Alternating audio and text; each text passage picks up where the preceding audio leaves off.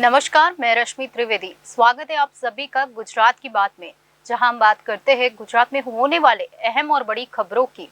बात करेंगे आज किस तरह गुजरात बीजेपी के पावरफुल महामंत्रियों में शामिल थे प्रदीप सिंह, और प्रदीप सिंह ने अब प्रदेश अध्यक्ष CR पाटिल को भेजा है अपना इस्तीफा। दूसरी ओर बात करेंगे गुजरात की सभी लोकसभा सीटों पर बीजेपी का कब्जा है। छोटा उदयपुर की सीट पर बीजेपी जीत की हैट्रिक लगा चुकी है। बात करेंगे क्या होगा आने वाले वक्त में। आगे बढ़ेंगे और फिर बात करेंगे राहुल गांधी को सुप्रीम कोर्ट से राहत मिली है, तो वही पूर्णेश मोदी ने कानूनी लड़ाई जारी रखने की बात की है। विस्तार से बताएंगे आपको आज सूरत में मौसम बीमारियों के कहर के बारे में। डायरिया से एक महीने में भी 9 बच्चों समेत 16 की मौत हो चुकी है। कॉलेरा बैक्टीरिया बना है मौत का कारण।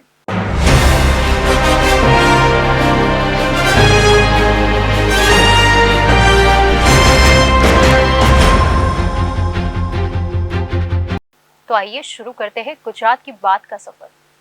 गुजरात बीजेपी के प्रदेश महामंत्री प्रदीप सिंह वाघेला ने अपने पद से इस्तीफा दे दिया है। पार्टी नेताओं ने उनके इस्तीफे की पुष्टि की है, तो वही वाघेला ने अग्नि परीक्षा से निकल कर आने की बात कही है। गुजरात में पिछले 4 महीने में दूसरे महामंत्री का इस्तीफा हुआ। ऐसे में पार्टी के अंदर राजनीति गर्मा गई है। पूरी बात बताएंगे आपको विस्तार से। गुजरात में 2024 के लोकसभा चुनाव की तैयारियों में जुटी बीजेपी में अंतकहल की स्थिति पैदा हो गई है। बीजेपी प्रदेश प्रमुख CR पाटिल के खिलाफ पर्चा कांड के बाद अब गुजरात बीजेपी के सबसे ताकतवर प्रदेश महामंत्री प्रदीप सिंह वाघेला की विदाई हो गई है। गुजरात में संगठन और सत्ता के शक्ति केंद्र कमलकम की जिम्मेदारी भी प्रदीप सिंह वाघेला ही संभाल रहे थे। गुजरात पिछले 4 महीने में दूसरी महामंत्री की विदाई हुई है। इससे पहले संघ से बीजेपी में आए भागर भट्ट की विदाई हुई थी। छात्र जीवन से राजनीति में आए वाघेला की विदाई के पीछे कई तरह की चर्चाएं हो रही है। चर्चा है कि एक जमीन सौदे में नाम आने के बाद उन्हें इस्तीफा देने को कहा गया। इसकी जांच गुजरात पुलिस की SOG कर रही है। सूत्रों से मिली जानकारी में सामने आया है कि प्रदीप सिंह वाघेला ने प्रदेश अध्यक्ष CR पाटिल के कहने पर 7 दिन पहले इस्तीफा दे दिया था।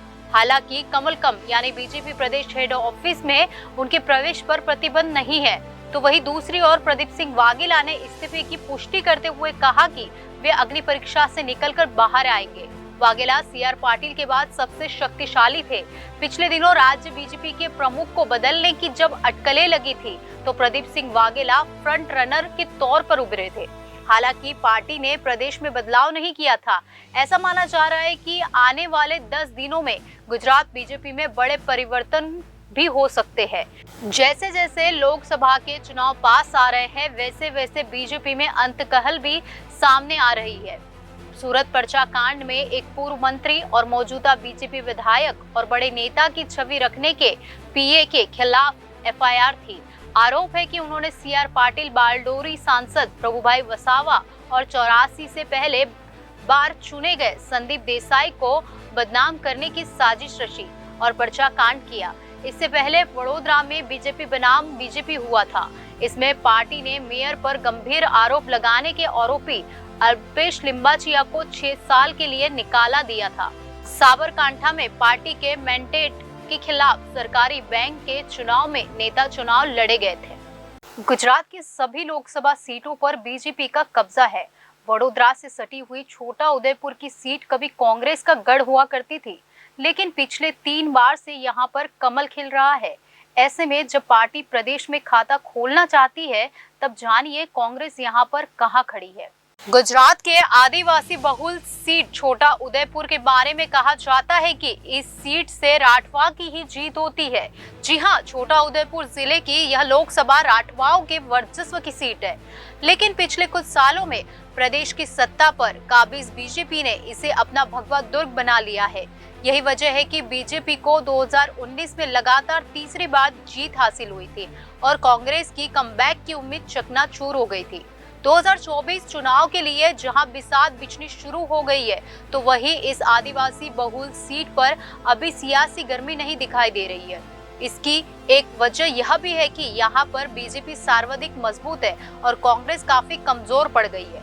2019 के लोकसभा चुनाव में मौजूदा सांसद गीताबेन राठवा और तब कांग्रेस के विधायक रहे मोहन सिंह राठवा के बड़े बेटे के बीच हुआ था लोकसभा चुनाव। इसमें गीताबेन राठवा दूसरी बार जीतने में सफल रही थी। उन्होंने 3.77 लाख से अधिक वोटों के मार्जिन से रंजीत सिंह राठवा को शिकस्त दी थी। अब छोटा उदयपुर की राजनीति में बड़े सूरमा मोहन सिंह राठवा खुद बीजेपी में शामिल हो चुके हैं। 2019 के लोकसभा चुनाव में क्षेत्र के 7 में 4 विधानसभा सीटें कांग्रेस के पास थी। तब कांग्रेस को करारी हार मिली थी। ऐसे में जब कांग्रेस ने 2022 के विधानसभा चुनाव में सभी विधानसभा सीटों पर केसरिया लहराया है, तब सवाल यह है कि 2024 के चुनाव में बीजेपी की चुनौती कौन संभालेगा। छोटा उदयपुर जिला पहले वडोदरा का हिस्सा था। छोटा उदयपुर जिले में कुल 3 विधानसभा क्षेत्र है। इनमें छोटा उदयपुर, जेतपुर और संखेड़ा शामिल है। बाकी की 4 विधानसभाएं 3 अन्य जिलों की है।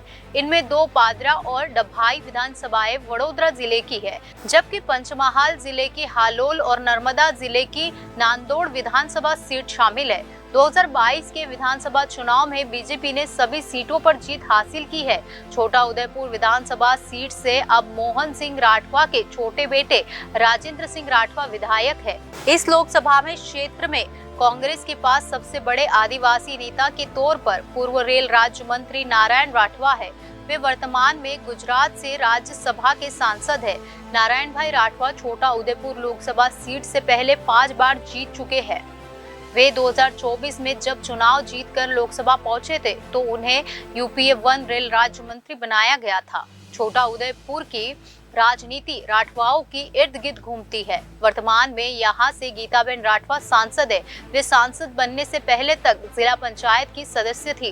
2019 में उन्हें टिकट मिली थी और वे सीधे संसद पहुंची थी।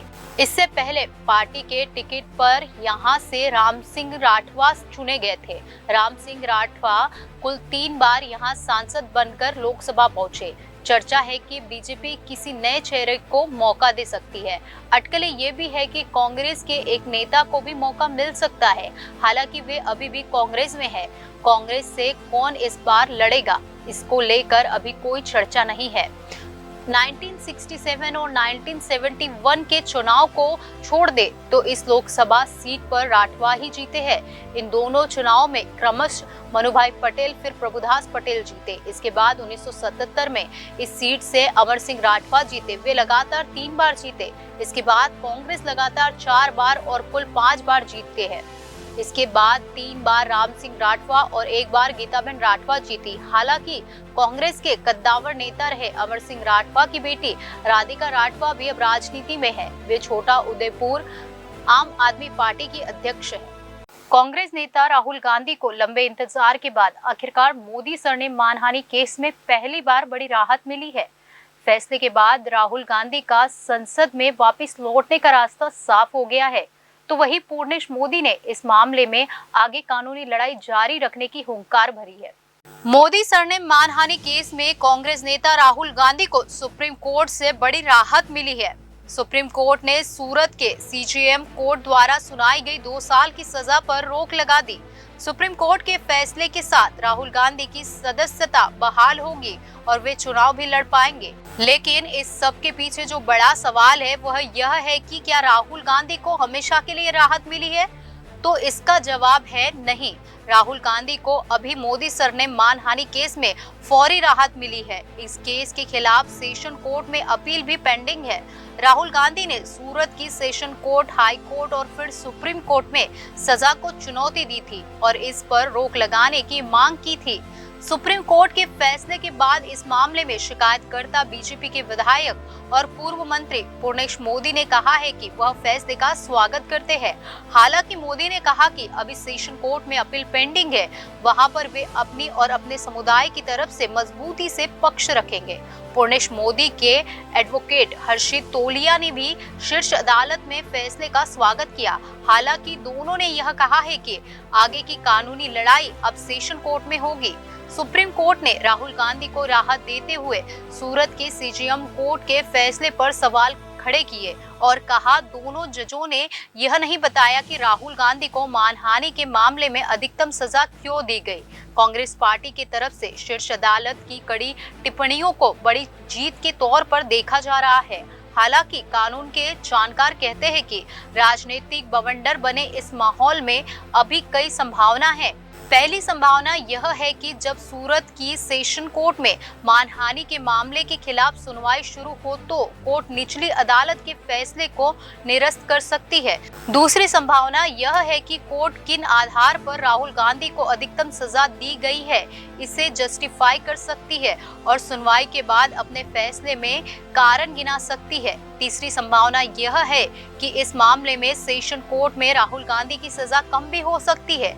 चौथी और आखिरी संभावना यह है कि सेशन कोर्ट जब मामले की सुनवाई शुरू होगी और फिर अपना फैसला देगी तो वह जस्टिफाई करते हुए इस निचली अदालतों के फैसले को बरकरार रख सकती है।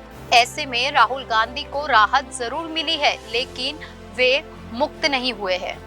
सूरत शहर में उल्टी दस्त सहित बुखार, मलेरिया, डेंगू और अन्य बीमारियों के मामले काफी तेजी से सामने आ रहे हैं।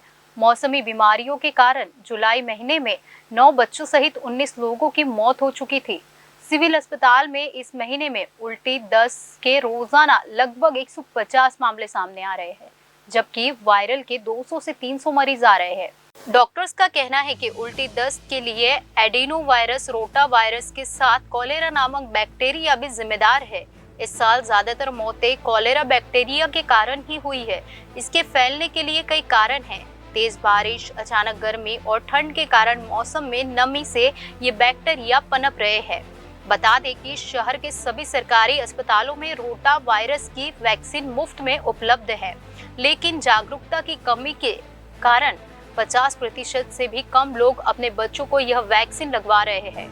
डॉक्टर्स का कहना है कि अगर बच्चों को यह टीका लगवा दिया जाए तो उल्टी दस्त होने पर भी कैजुअलिटी से बचा जा सकता है।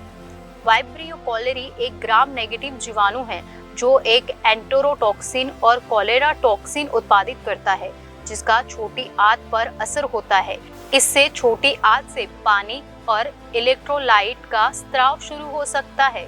यह जीवाणु बहुत अधिक दस्त आने के लिए जिम्मेदार है। हैजा उन कुछ ज्ञात रोगों में से एक है जो बहुत तेजी से असर करता है। हैजे के सबसे गंभीर मामलों में रोग के लक्षणों की शुरुआत के 1 घंटे के भीतर ही होने लगती है। इसके चलते एक स्वस्थ व्यक्ति का रक्तचाप घटकर निम्न रक्तचाप के स्तर तक पहुंच सकता है। अभी ज्यादातर मौतें डायरिया से ही हो रही है और इसके पीछे कॉलेरा नामक बैक्टीरिया है।